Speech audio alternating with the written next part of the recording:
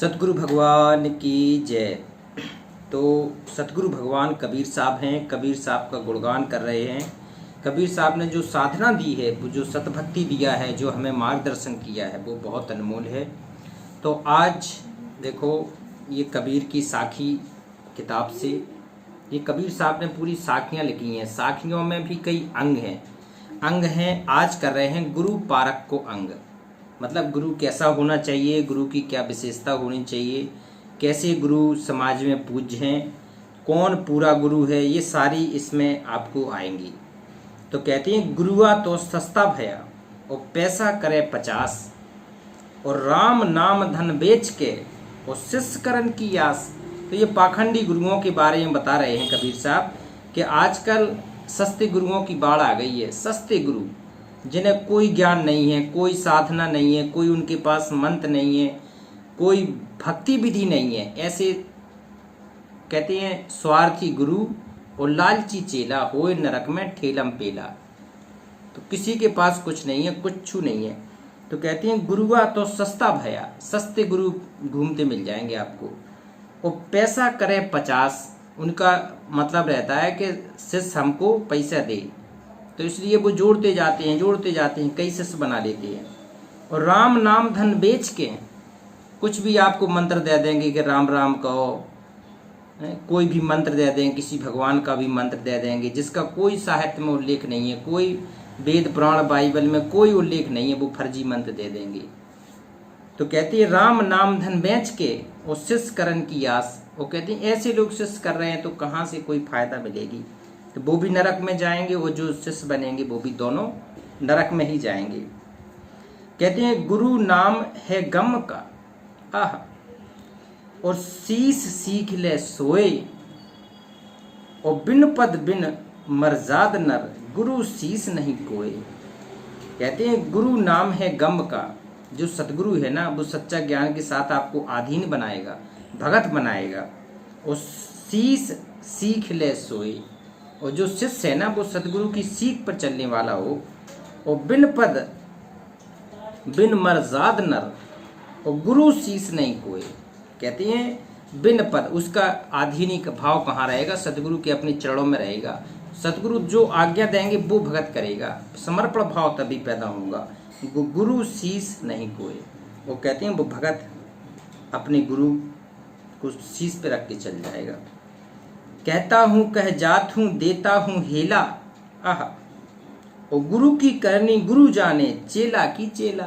देखो, कहता हूँ कह जात हूँ, कबीर साहब कह रहे हैं मैं कहता हूँ कह जात हूँ, देता हूँ हेला। हेला मतलब होता है आवाज लगा के ज्ञान देना। कबीर साहब कह रहे हैं कि हम अपने भक्तों को आवाज लगा के ज्ञान देता हूँ।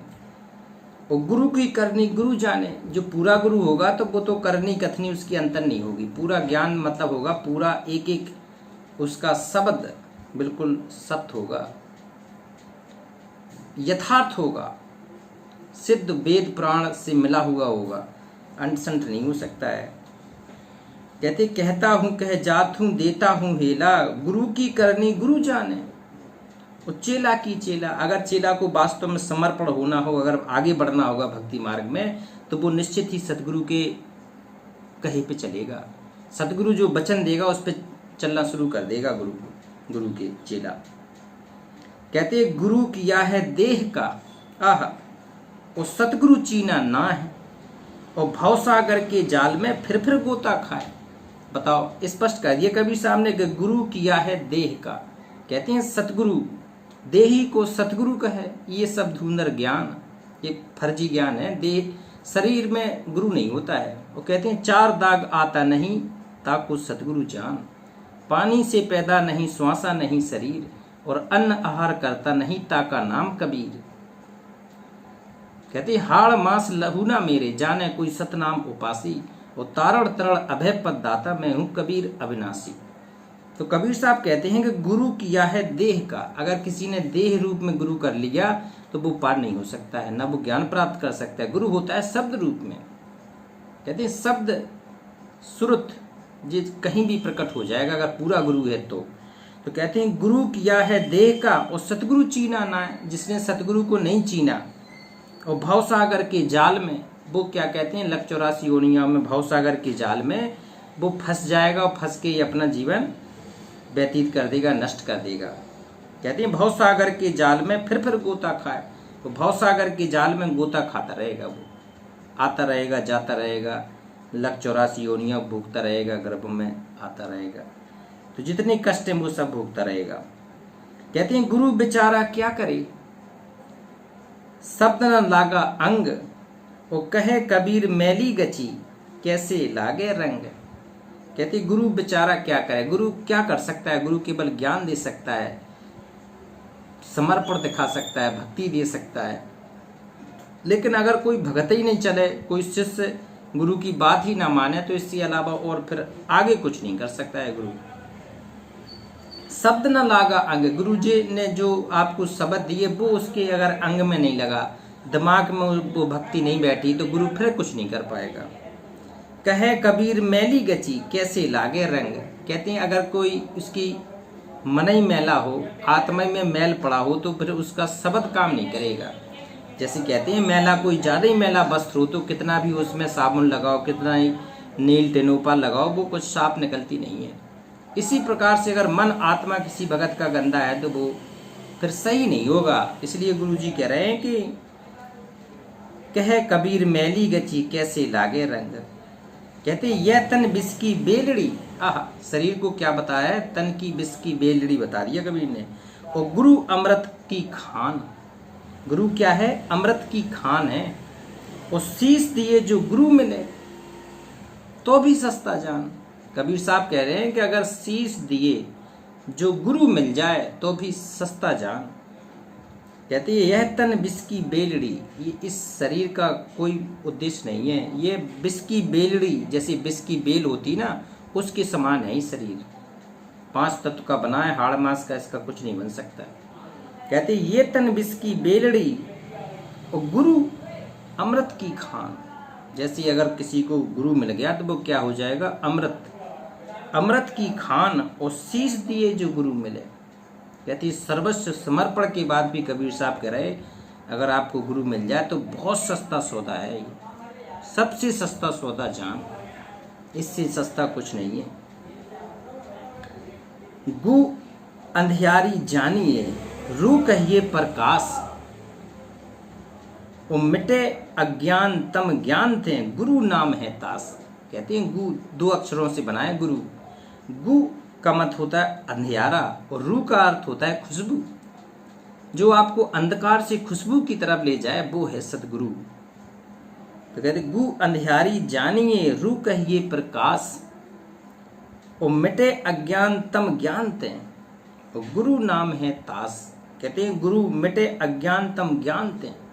अज्ञान कैसे मिटेगा शिष्य का, गुरु के ज्ञान से मिटेगा, सतगुरु के वचन से मिटेगा, सतगुरु जो शब्द देंगे उस पर चलने से मिटेगा।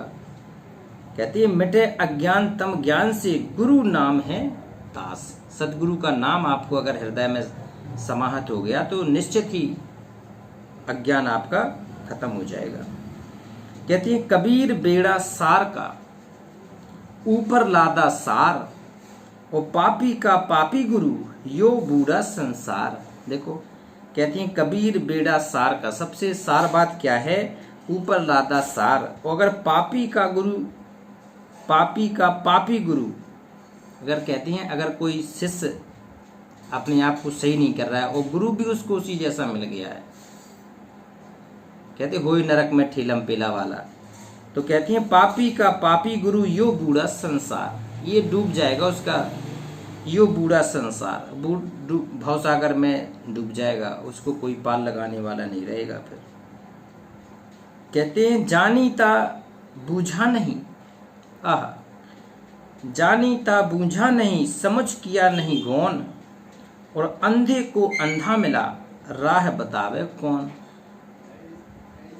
कहती हैं जो जानने वाला भगत होता है, शिष्य होता है, उनने तो विचार भी नहीं किया और किसी को भी गुरु कर लिया, किसी को भी गुरु नहीं करना है। कहती हैं दत्तात्रेय ने 25 गुरु किए थे,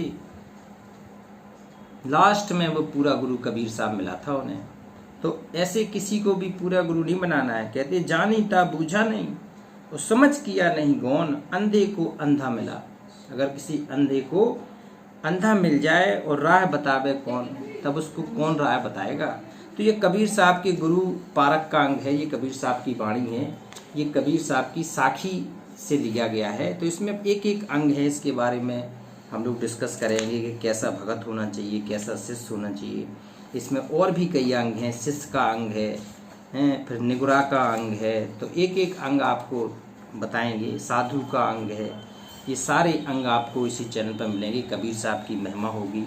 ये कबीर साहब ही कहते हैं प्रकट भगवान थे, सबसे बड़े भगवान सत्य पुरुष थे।